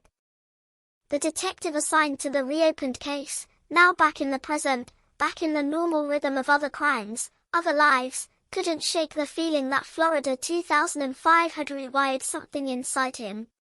He'd worked dozens of cases. He'd seen violence. He'd watched families break and rebuild. But this one had taught him a particular brutality. Time doesn't heal a wound that never stopped bleeding. Time only teaches the wound how to hide. He kept thinking about the first day. The first time the file was opened. The first time he saw that grainy gas station image and realized he was looking at a person trapped in the last frame of her own life. He kept thinking about the partial print, the one that had waited like a landmine in a box. He kept thinking about how close the original investigators had been, how the right instinct had brushed the edge of the truth and then slipped off because there was nothing to grab. Cold cases do that. They make you imagine the alternate timeline where one detail lands differently, where one witness speaks sooner, where one technician runs one more test, where a family gets to stop waiting before they age into a different version of themselves. But there is no alternate timeline. There is only what happened, and what didn't happen, and what happened too late. The family, in their own way, began the slow work of rewriting the story they carried in their bodies. They had lived in a narrative of disappearance, an unfinished sentence. Now they had to live in a narrative of death, an ending they never wanted, an ending they couldn't change. And even that word, death, felt too clean, too clinical, too polite for what had been done. They didn't talk about him often. They didn't say his name in the house. It felt like bringing mud onto a clean floor. The case had been about her, and they refused to let the man who stole her become the center of the room. But he still existed, a shadow at the edge of every conversation, because the mind doesn't easily separate a person from the act that took them. People in the community did what communities always do when a monster turns out to be familiar. They scrambled for explanations that made the world feel orderly again. They asked each other if they'd noticed anything. They tried to remember whether he'd ever seemed strange. They made statements like, "I always had a bad feeling," even when they didn't, because hindsight is a drug that makes people feel safer than they were. Some were genuinely shocked. Others weren't. Some had dismissed their discomfort years earlier because discomfort without evidence feels like paranoia, and paranoia is socially expensive. It costs you credibility. It costs you calm. So people swallow it. They smile. They wave. They go back inside their homes and lock doors a little earlier than usual, telling themselves it's nothing. And sometimes, it is nothing. Until it isn't. The family was asked, over and over, what justice felt like. The question came from reporters, from acquaintances, from strangers who had followed the story like entertainment and now wanted the emotional payoff. Justice is a word people expect to taste sweet. But justice, in this case, tasted like metal. Like something necessary and cold. They tried to answer politely at first. They said they were grateful. They said they were relieved. They said they appreciated law enforcement's work. These were not lies. But they were not the whole truth either, because the whole truth was messier. The whole truth was that nothing you received would equal what he took. No sentence could reverse the years. No verdict could restore Sunday phone calls. No prison cell could carry the weight of every holiday that arrived with an empty chair. Justice doesn't give you your person back. It gives you a line in the sand. It tells the world, officially, that what happened mattered. That the disappearance wasn't just misfortune. That it was wrong. Sometimes, that's all justice can do. The hardest day wasn't the verdict. It wasn't even the sentencing. The hardest day was the first time they were presented with the facts in full, the version the legal system could now share, the version that had previously been sealed behind ongoing investigation. They sat in a quiet room with a detective who spoke in careful language, trying to deliver truth without destroying the people receiving it. But truth is destructive by nature. It is an object dropped into still water. It ripples through every memory you thought you understood. They heard about the conversation near the driveway. They heard that she tried to leave. They heard about the moment control became panic. And the words, panic, and mistake, were offered like cushions, like soft things meant to catch the fall. The family didn't accept them. Panic doesn't explain the years of silence. Mistake doesn't explain the choices that followed. There were details the detective refused to describe, not because they didn't exist, but because they served no purpose beyond pain. The family understood that restraint, and yet they still felt the hunger for specificity, the mind's desperate attempt to build a complete picture, as if a complete picture could be easier to carry than a blurred one. They asked one question that hovered like a blade: did she suffer? The detective answered with the only honesty he could offer: what we know, what we can prove, what we cannot claim, what we will never fully know. He did not lie. He did not soften. He did not dramatize. He gave them the shape of the truth and let them decide how to hold it. That night, they sat in their home and realized something else. For 15 years, the unknown had allowed imagination to run wild, a terrible movie that played in their heads without permission. Now imagination was replaced by fact, and fact was not kinder. Fact was final. Fact didn't shift or blur to give you a break. Fact stayed. And yet, in the days that followed, they noticed something that frightened them at first, because it felt like betrayal. They laughed. Not loudly. Not joyfully. Just a small laugh at something mundane, something almost stupid, something that had nothing to do with the case. The laugh surprised them. Then it scared them. Then it made them cry. Because laughter is proof that life continues, and when you've been living inside grief for years, continuation can feel like abandonment. But it wasn't abandonment. It was survival. They began, slowly, to re-enter the world without dragging the case behind them like a heavy suitcase. They kept her memory. They kept her photo. They kept her name in their mouths. But they stopped letting the waiting define every day.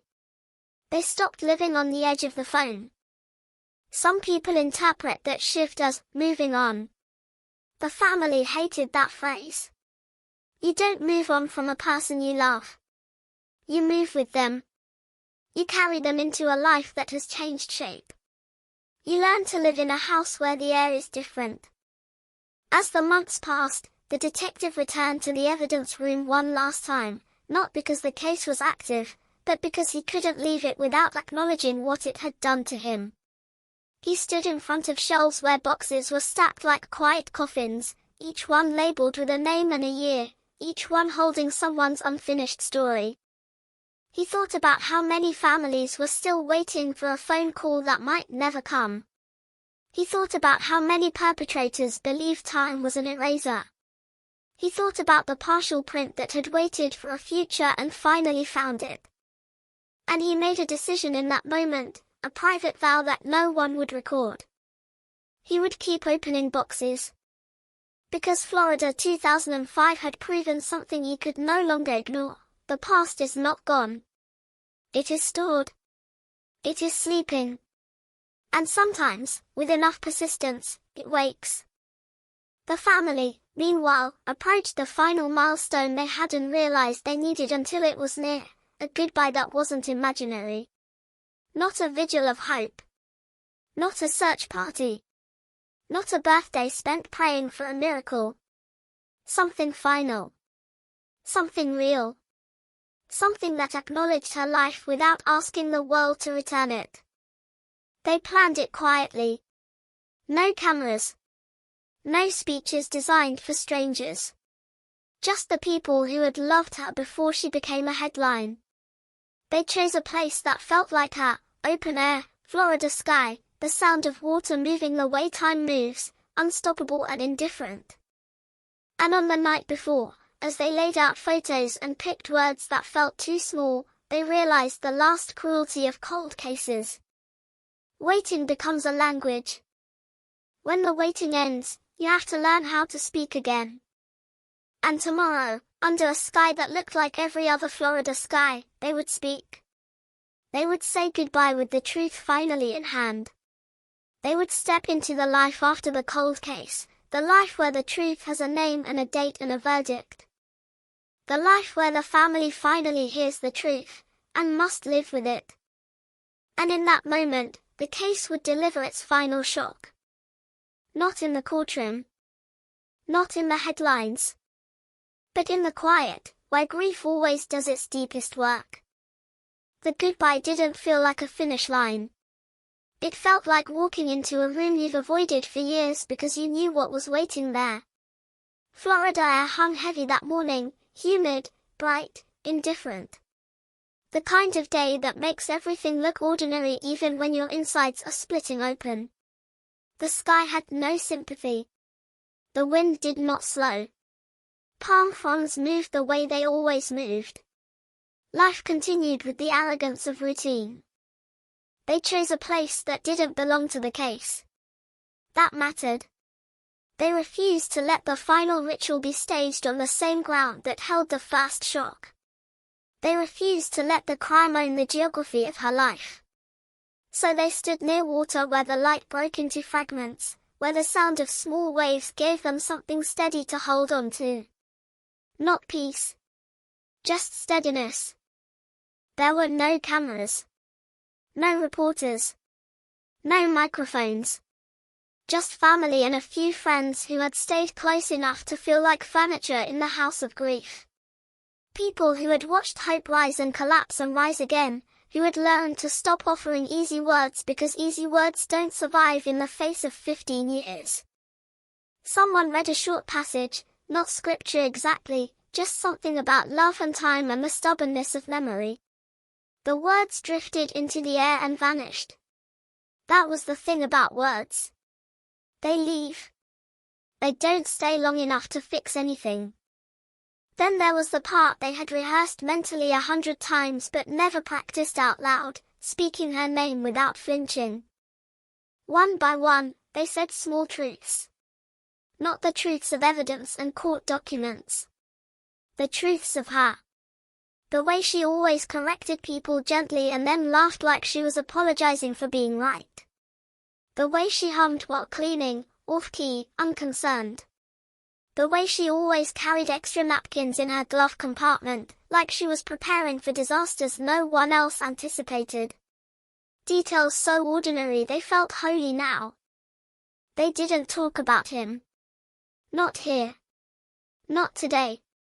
They wouldn't let his shadow stand among them.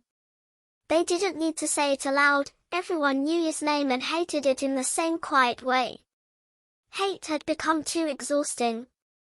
They saved their energy for the person who deserved it.